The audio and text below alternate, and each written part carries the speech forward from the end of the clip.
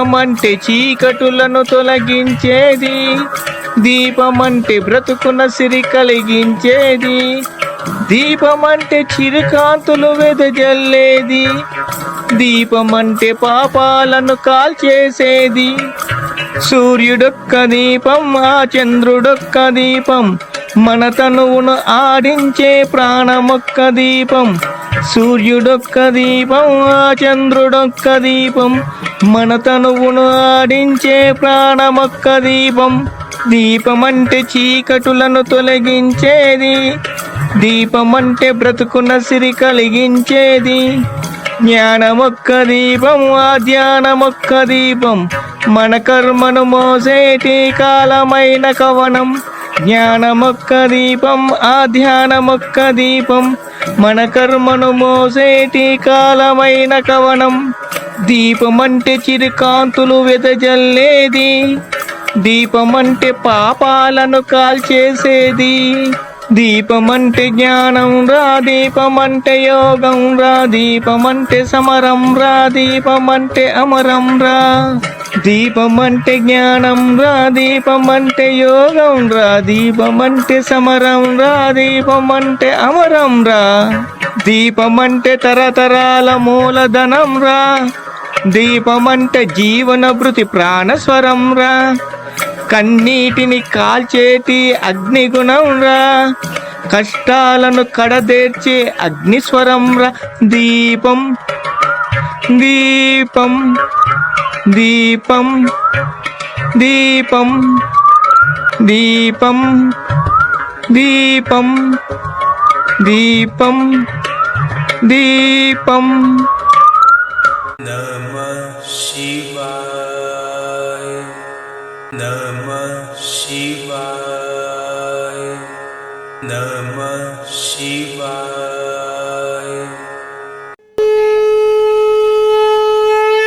మూర్ఖత్వం కాదు, మూఢత్వం కాదు, ముక్కంటి తత్వం మాది. మేము హిందువులం. సిద్ధలక్ష్మీదేవి రహస్య పూజా విధానాలు 5వ భాగం. గత వారం కొన్ని మంత్రదోషాలు మనకు కలిగించే ఇబ్బందుల గురించి తెలుసుకున్నాం. ఈ వారం మిగతా మంత్రదోషాలను గురించి తెలుసుకుందాం. 26వ మంత్రదోషము నిస్త్రింశ మంత్రదోషము అంటారు. ఈ మంత్రదోషము అనేక ఘాతుకాలను ఏర్పరుస్తుంది. కాబట్టి విధి విధానాలను తెలుసుకొని సాధన చేయాలి. 27వ మంత్రదోషము నిర్బీజ మంత్రదోషము అంటారు. దీనిని తెలుసుకోకుండా సాధన చేస్తే వంశనాశనం అవుతుంది. 28వ మంత్రదోషము సిద్ధిహీన మంత్రదోషం అంటారు. దీనిని సాధన చేసిన, మంత్ర విధానం తెలియకుండా సాధన చేసిన సిద్ధి లభించదు. 29వ మంత్రదోషము మంద మంత్రదోషం అంటారు. దీనిని ఎంతగా సాధన చేసినా ఫలితం ఉండదు. 30వ మంత్రదోషము కూట మంత్రదోషం అంటారు. దీని వలన కుటుంబ విచ్ఛిత్తి కలుగుతుంది. అభివృద్ధి కోసం ఎలాంటి ప్రయత్నాలు చేసినా ఫలించవు. 31వ మంత్రదోషము నిరంకష మంత్రదోషం అంటారు. ఇలాంటి మంత్రదోషం ఉన్న మంత్రాన్ని సాధన చేయడం వలన ప్రమాదాలు జరుగుతాయి. కాబట్టి ఇలాంటి మంత్రదోషమున్న మంత్రాలను సాధన చేయకూడదు. 32వ మంత్రదోషము సత్వహీన మంత్రదోషం అంటారు. ఇలాంటి దోషమున్న మంత్రం సాధన వల్ల వాక్కు మన చేతిలో ఉండదు. ఒకటి అనుకుంటే మరొకటి జరుగుతుంది. కాబట్టి ఈ దోషమున్న మంత్రాన్ని సాధన చేయకూడదు. 33వ మంత్రదోషము కేకర మంత్రదోషం అంటారు. ఇలాంటి దోష మంత్రం వలన పిచ్చి పిచ్చిగా మాట్లాడుతుంటారు. నోటి దురుస్తనం ఉండటం వలన అబాసు పాలవుతారు. కాబట్టి ఈ దోషమున్న మంత్రాన్ని సాధన చేయకూడదు. 34వ మంత్రదోషము బీజహీన మంత్రదోషం అంటారు. ఇలాంటి దోష మంత్రం వలన వయస్సు పెరిగినా మనస్సు ఆలోచన బాల్యావస్థలోనే ఉంటుంది. కాబట్టి ఈ దోషమున్న మంత్రాన్ని సాధన చేయకూడదు. 35వ మంత్రదోషము ధుమిత మంత్రదోషం అంటారు. ఇలాంటి దోష మంత్రం వలన నిందల పాలు చేస్తుంది. కాబట్టి ఈ దోషమున్న మంత్రాన్ని సాధన చేయకూడదు. 36వ మంత్రదోషము ఆలంగిత మంత్రదోషం అంటారు.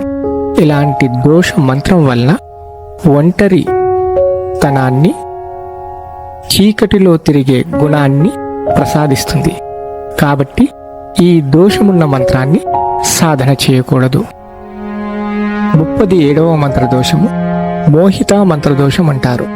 ఇలాంటి దోష మంత్రం వలన మగవారైతే స్త్రీలోలులు, ఆడవారైతే వేశ్యలుగా మారి అపనిందల పాలవుతారు. సుఖవ్యాధులతో బాధపడుతూ ఉంటారు. కాబట్టి ఈ దోషమున్న మంత్రాన్ని సాధన చేయకూడదు. 38వ మంత్రదోషము క్షుధార్థ మంత్రదోషం అంటారు. ఇలాంటి దోషమంత్రం వలన దుర్బుద్ధి, చెడు అలవాట్లకు బానిసగా మారుతారు. 39వ మంత్రదోషము అతిదృష్ట మంత్రదోషం అంటారు. ఇలాంటి దోషమంత్రం వలన చూడడానికి మంచిగా కనిపిస్తారు, కానీ మానసికంగా చెడు ఆలోచనలతో ఉంటారు. కాబట్టి ఇలాంటి మంత్రాలను సాధన చేస్తే ఫలించవు. ఒకవేళ తెలియక సాధన చేసినా నష్టమే తప్ప లాభం ఉండదు. 40వ మంత్రదోషము అంగభీన మంత్రదోషం అంటారు. ఇలాంటి దోష మంత్రం వలన విపరీతమైన శృంగారపరమైన ఆలోచనలు వస్తాయి. మానసికమైన చంచలత్వము ఉంటుంది. కాబట్టి మంత్రం యొక్క మూలము, మంత్ర దోష శాంతి తెలియకుండా సాధన చేయకూడదు. వచ్చే వారం మరిన్ని మంత్ర దోష విధానాలను గురించి తెలుసుకుందాం. ఏకదీపం మహాతేజం జ్ఞాన విజ్ఞాన సాగరం. ఓం శాంతి శాంతి శాంతి.